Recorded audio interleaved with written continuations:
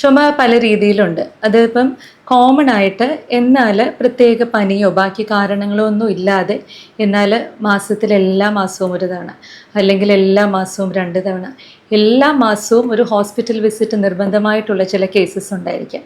അതാണ് കൂടുതലും allergy related കോഫ് എന്ന് പറയും. അതിനകത്ത് പല വിഭാഗങ്ങളുണ്ട്. നമ്മുടെ മൂക്കിൻ്റെ അലർജിക് റൈനൈറ്റിസ് എന്ന് പറയുന്നതുണ്ട്.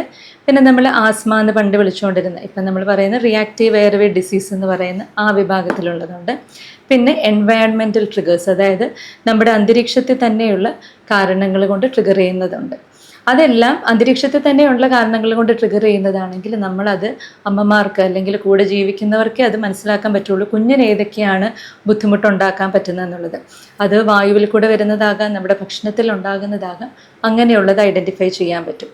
ബാക്കി നമ്മുടെ മൂക്കിൽ കൂടെയുള്ള അലർജി അല്ലെങ്കിൽ ആസ്മ, അത് നമ്മൾ അതാത് കാരണങ്ങൾ ഡോക്ടേഴ്സിൻ്റെ അടുത്ത് പറഞ്ഞ് അവരും ആ സിംറ്റംസ് ഇതിനോട് തത്തിച്ചു പോകുന്നുണ്ടെങ്കിൽ അതിൻ്റെ തന്നെ ചികിത്സ കൊടുത്താൽ മാത്രമേ കുഞ്ഞുങ്ങൾക്ക് ആ ഒരു ചുമയിൽ നിന്നൊരു വിടുതൽ കിട്ടുകയുള്ളൂ, അതിനൊരു പൂർണ്ണമായിട്ടൊരു ശമനം കിട്ടുകയുള്ളൂ.